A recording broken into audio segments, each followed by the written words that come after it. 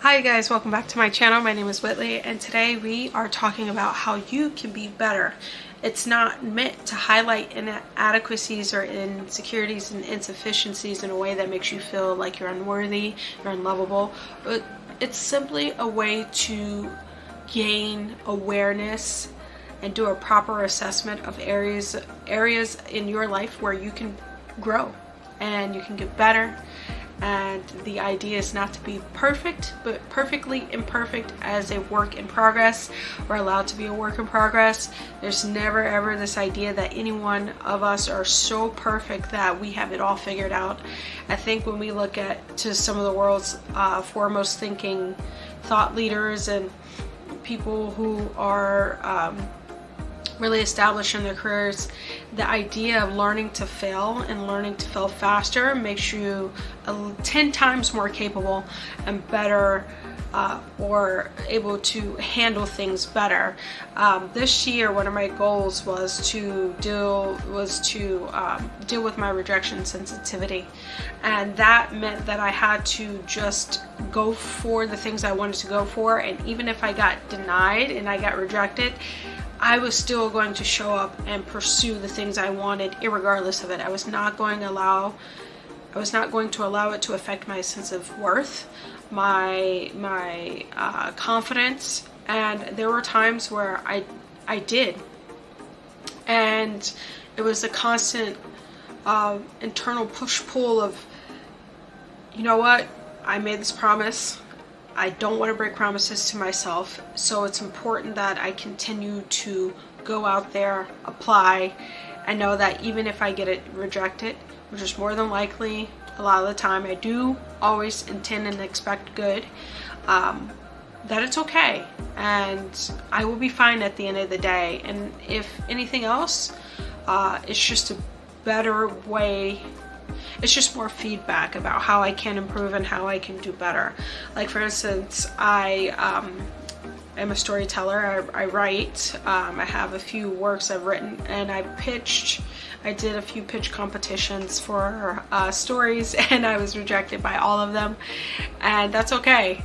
But when I put in my application, there's an area where you can pay a little bit extra for feedback from a professional as to how you could have improved your story, your overall approach to the pitch. And that, for me, the money spent was really illuminating, because it was worth it. But it allowed me to hyper focus on areas where I was lacking and I was unaware of. So today's video, like I said, it's about the idea of being better and a healthy way.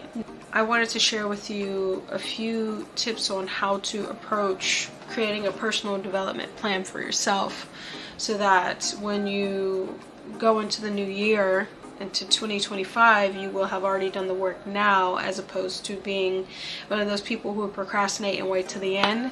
You know, let's not do that this year. If you can, by all means, do that. If this is the wave you're on, if this is a frequency that really speaks to you, I think that creating that personal development plan now, as opposed to in December, really allows you to kind of, like, if you do a reevaluation in December, the point is you at least have something to work with. In previous years, I always was someone who did everything in like Q4 at the last minute, or I did it in Q1 in the first 2 weeks, and it really just, in retrospect, I should have started now in Q3. I mean, even in Q3, Q4 of the previous year. So here are a few ways you can approach developing a personal development plan for yourself in the new year. Down in the description, or in the description of my bio, I have a journaling guide how to for healing, and then a journaling guide for journaling for your fears.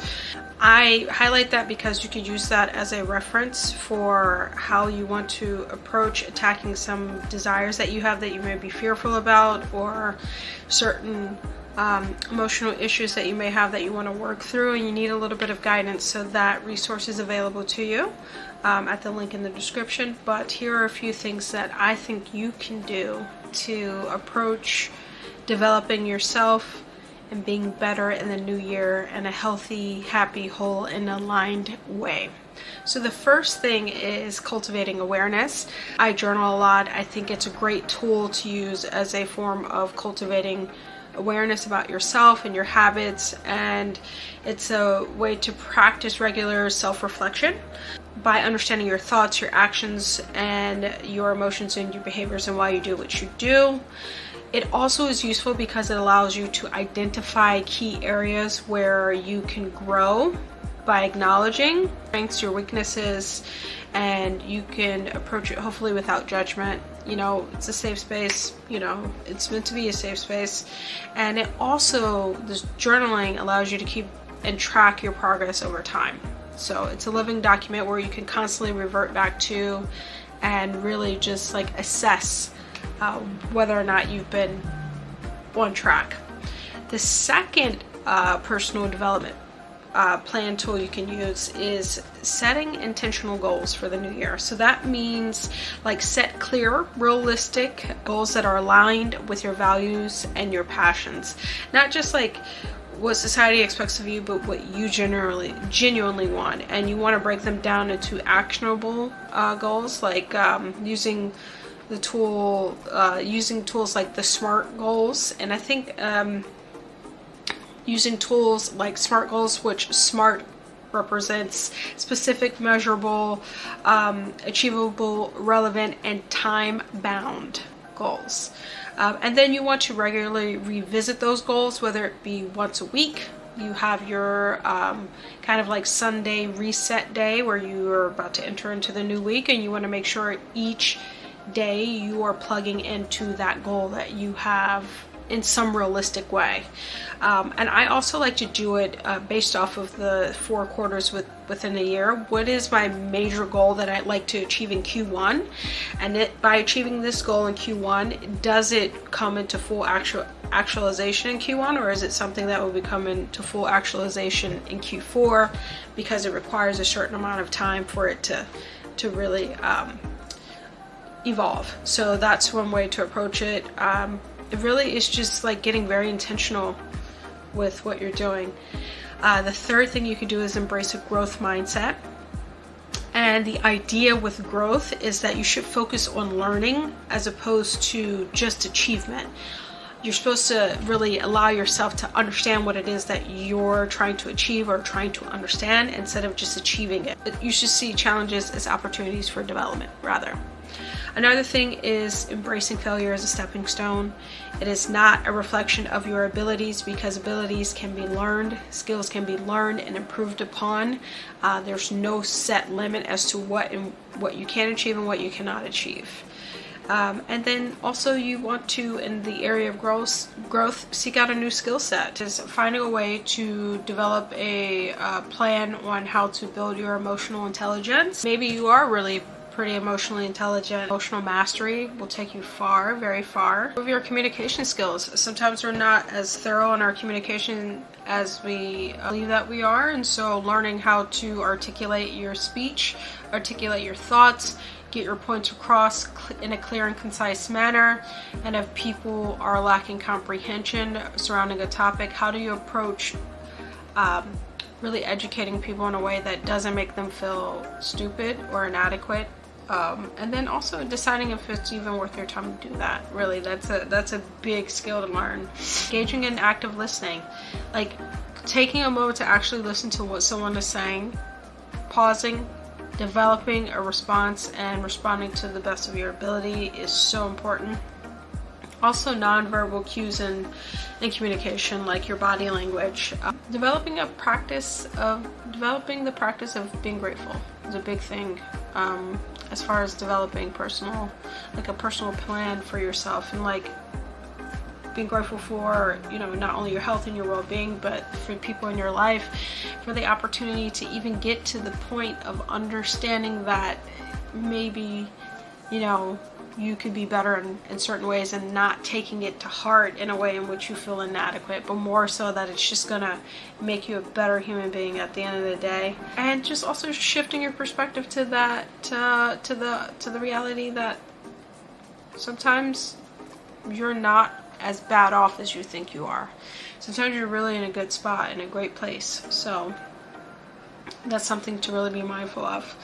Another thing when it comes to this personal development plan, and like kind of focusing on fostering more meaningful relationships, whether it be from romantic if you're a single person, or if you're married or in a boyfriend-girlfriend relationship, to having quality friendships where not only do you have shared interests, but you're more so sharing your values, especially in regards to how you both show up in relation to one another from a friendship standpoint. Because sometimes I've found that sometimes you'll be more of a friend to people and they don't really perceive you as the type of friend you'd like to be perceived as. And there's always this narrative about best friends and having a best friend your entire life, and like that's beautiful, you know, for people who can really have that type of connection throughout their life, which is, you know, it's not easy, but it's definitely worth it if you can maintain that type of connection with a friend. One thing I was reading recently about what really makes a healthy marriage really important is, for the longest I thought it was compatibility, and I think it definitely matters, but I think it's another thing is adaptability may trump compatibility, because you have to be adaptable to the changes that the person will go through, and the other person also has to be adaptable to the changes that you will go through the growth that you will experience. And so if you have someone who's compatible, at some point maybe certain interests won't resonate with you throughout the years, and so you really want to be with someone who can adapt to the new change and the new way of you showing up in your life.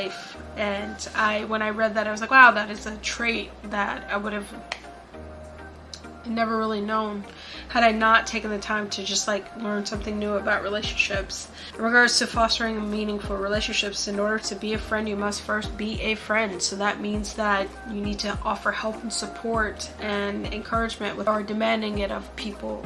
You put it out there, you get the filler, and if you don't get it back, then that, to me, that's your cue to just kind of move on into an environment where your energy will be reciprocated. The other thing is practice for forgiving and letting go. Forgiveness is not easy.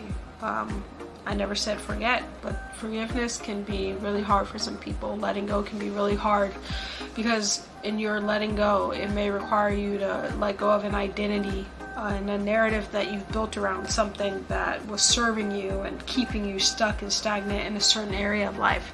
So as we enter this new year in 2025, we're 2 months out at this point, 2 months and a few days. What are ways that you can let go of things that have happened to you that are no longer serving you and your highest good? And it served you in the past, it protected you, but now you're going to operate on a new level. You're going to operate on a different way of being. Like what can you do to let go, or what can you let go to allow this new energy to enter your life? I think one of the biggest things out there is be accountable to yourself. If you say that you're going to do something, if you're promising yourself something, remember to be accountable to yourself and what it is that you say that you want over everyone else, because you have to live with what you regret, what you don't see into fruition. That is your responsibility more than anything else.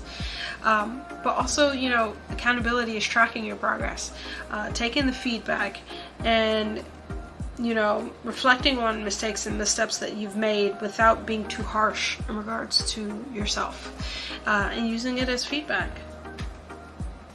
So yeah, those are some things that you can do.